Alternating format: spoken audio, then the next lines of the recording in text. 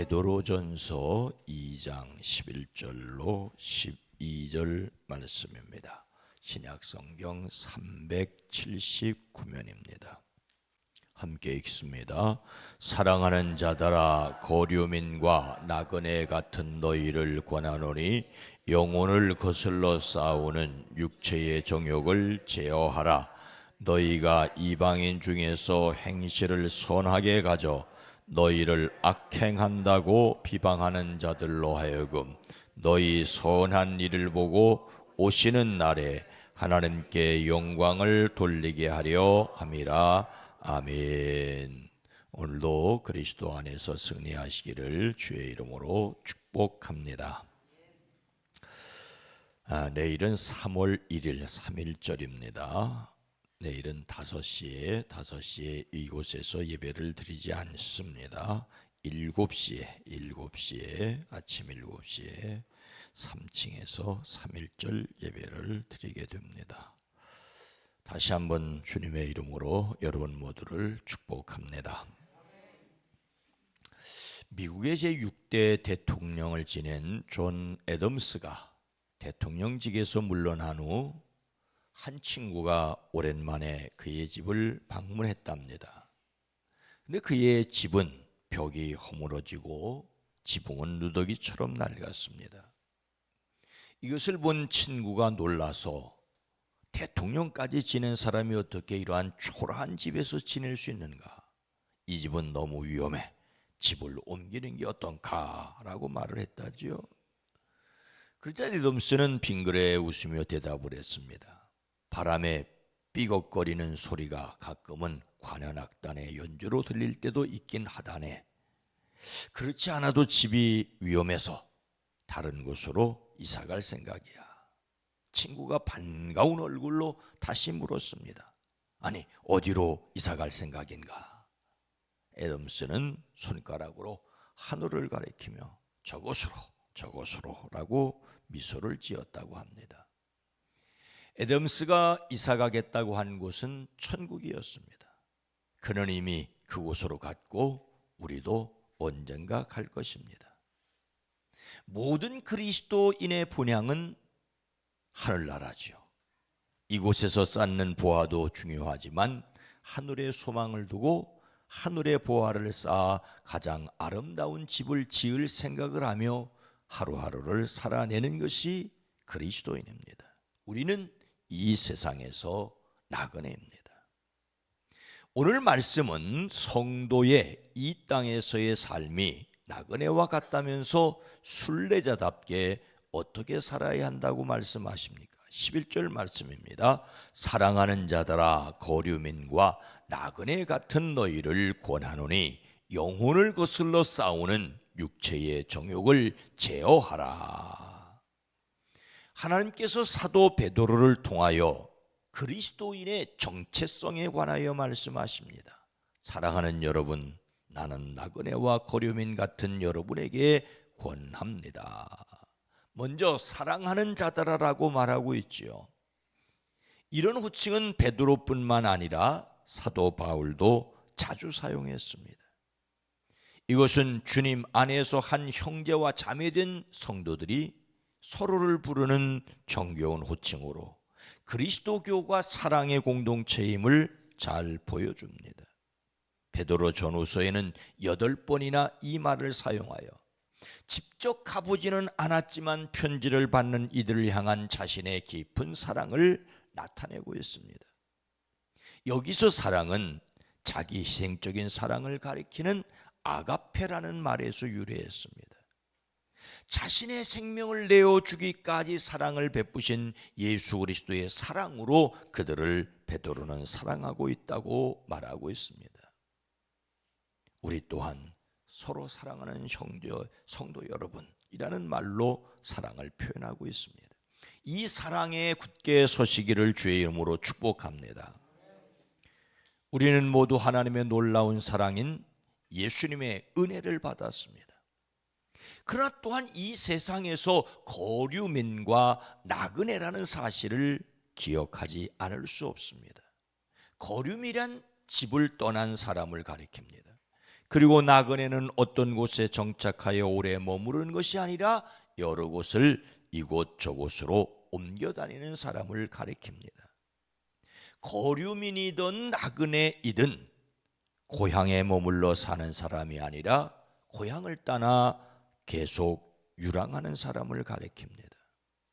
그리스도인이란 이 땅에서 잠시 체류하는 사람이라는 것을 강조하지요. 본향을 하늘에 두고 이 땅에서는 외지인들로 살아가는 성도를 거류민과 나그네라는 비유로 표현하고 있습니다. 우리는 지금 이 세상이 영원히 머물 곳이 아니라는 것을 알아야 합니다. 어떤 시인의 표현대로 소풍 나온 것일 수 있고 어쩌면 천국을 향하여 가는 순례자임이 틀림이 없습니다. 이런 그리스도인들에게 무엇을 권합니까? 어떻게 살아야 한다고 말하고 있습니까? 영혼을 거슬러 싸우는 육체의 정욕을 제어하라. 여기서 제어하라는 말은 삼가하다, 그만둔다는 뜻입니다. 내가 너희에게 육체의 정욕을 제어하라고 권면한다라고 말하고 있습니다. 육체의 정욕을 멀리하라고 말하고 있습니다. 바로 앞에 10절에서는 너희가 전에는 백성이 아니더니 이제는 하나님의 백성이라고 말합니다. 즉 하나님의 백성으로서 이러한 삶을 살아야 할 것을 말하고 있습니다.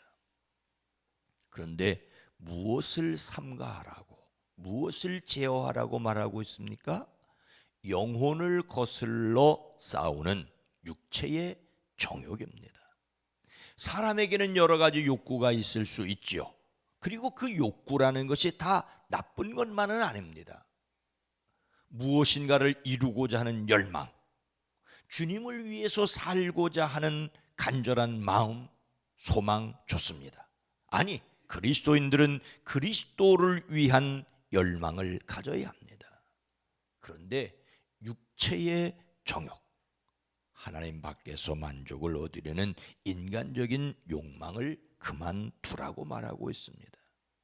오늘 말씀에서 말하는 바 영혼을 거슬러 싸우는 인간 본능, 거듭난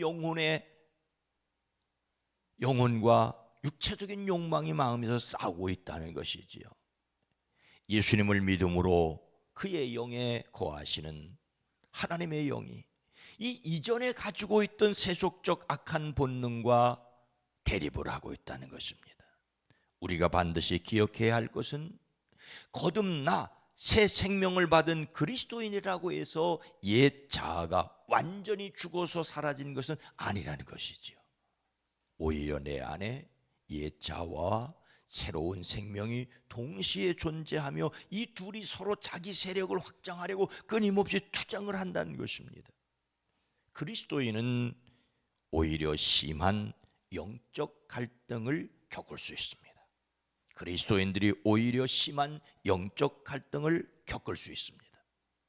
사도 바울을 통하여 갈라디아 교회에 말씀하시기를 너희는 성령을 따라 행하라. 그리하면 육체의 욕심을 이루지 아니하리라고 하십니다. 왜냐하면 이 육체의 욕망은 성령을 거스르고 성령을 바라는 것은 육체를 거스르기 때문에 이 둘이 서로 적대 관계가 되어 오히려 우리가 원하는 것이 이루어지지 않을 수 있다라고 말씀하고 있습니다. 그리스도인들은 영혼을 거슬러 싸우는 육체의 정욕을 삼가해야 합니다. 그렇게 하려니 성도의 마음은 항상 영적 전쟁터입니다. 예수 믿지 않은 사람들은 고민도 하지 않고 죄를 짓는데 예수 믿는 사람은 고민하게 된다는 말이죠. 성도는 그 전쟁에서 자신의 힘이 아니라 성령의 도우심을 힘입어야 합니다. 성령을 힘입어 육체의 정욕을 거슬러 싸우시기를 주의 이름으로 축복합니다. 성도의 이 땅에서의 삶은 나그네인데 이렇게 육체의 정욕을 멀리해야 할 이유가 무엇일까요? 12절을 이렇게 말합니다. 너희가 이방인 중에서 행실을 선하게 가져 너희를 악행한다고 비방하는 자들로 하여금 너희 선한 일을 보고 오시는 날에 하나님께 영광을 돌리게 하려 함이라. 그리스도인들은 세상에서 거류민과 나그네와 같지만 함부로 마음대로 살 것이 아니라 오히려 영혼을 거슬러 싸우는 육체의 정욕을 제어해야 할 이유가 있습니다. 그래야만 그리스도인더러 악을 행하는 자라고 욕하던 자들이 오히려 하나님께 영광을 돌릴 수 있기 때문이죠. 이것이 세상을 살아가는 그리스도인이 선을 행해야 할 이유입니다.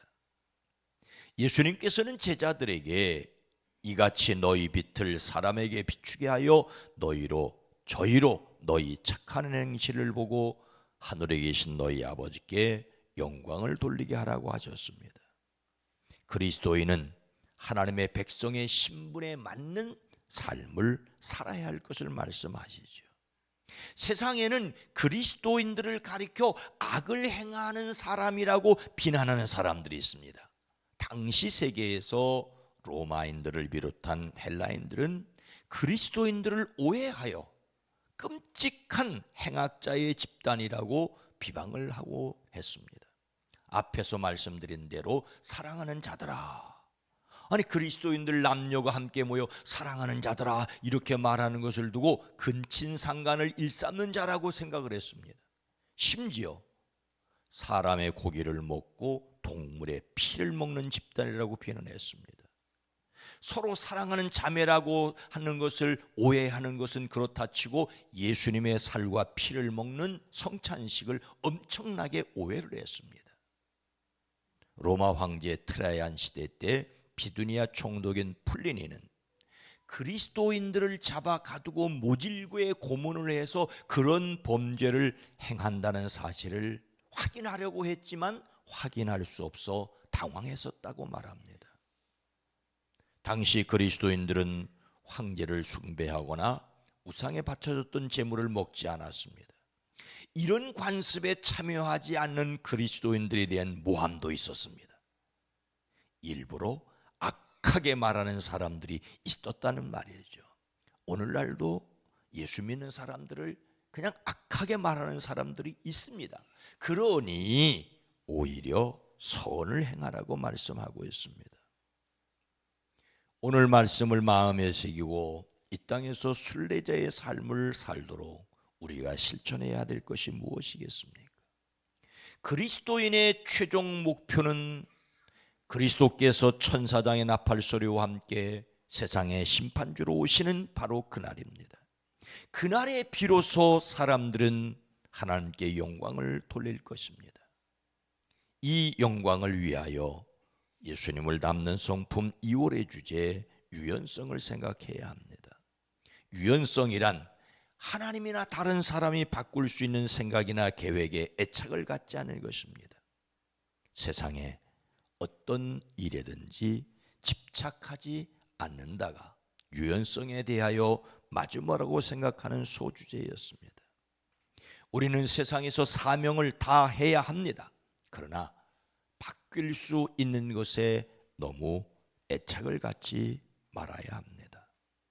오히려 하나님의 영혼 나를 바라보기에 매일을 거룩하게 살아가는 일에 헌신하는 저와 여러분 모두가 되어지기를 주님의 이름으로 축원합니다.